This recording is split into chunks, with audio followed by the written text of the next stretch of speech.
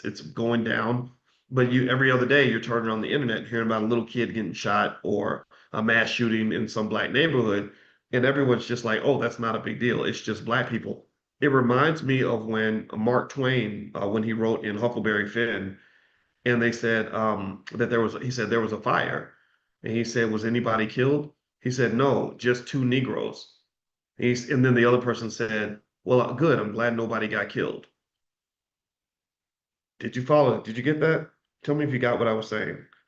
And that means in the eyes of not just the law, but in a lot of society, we're kind of invisible. We're kind of nobody, you know? And you can, I think it's still true if you consider the fact that if white people were dying at the same rate that black people are dying in cities like Chicago or Philadelphia or LA, it would be a national crisis. It would be a serious problem.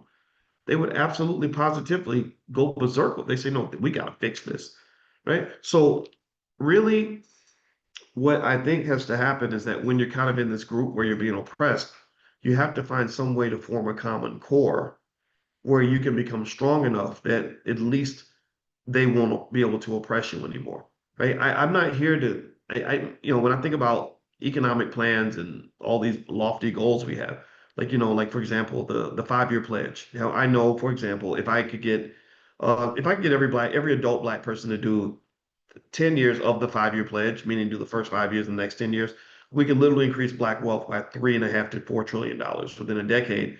Um, my goal is not to conquer white people, right? But the goal that I think is more relevant and more serious is to end the conquering of black people, right? It's to just stop it. Just stop sort of having this setup where we're just walking right into the fire.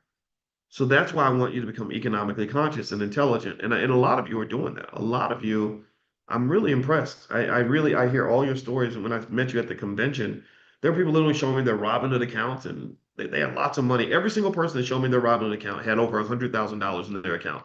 Every one of them. And I was so proud. And like I'm gonna tell you that that's when my little I got a little selfish, my little ego kicked in. I'm like, yeah, we did that. But they literally every person, one lady's like, she showed me 136,000, another person had 188,000.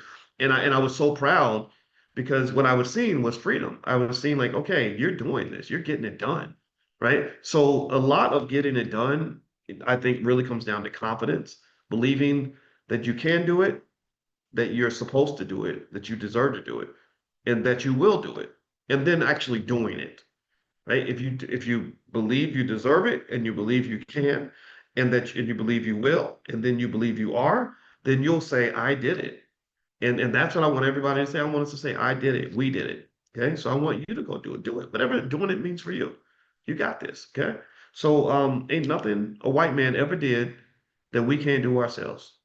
There's nothing those other people are doing that we can't do, or nothing you can do for your child that I can't do for mine. So let's go get it. We got this. All right. So anyway, I'm gonna get out of here. Thank you, Chanel. Chanel's in the chat. If you have an interest in the stock options class, Coin, she's giving you a link. It's a special discount if you want to join. So feel free to join. You can bring your whole family.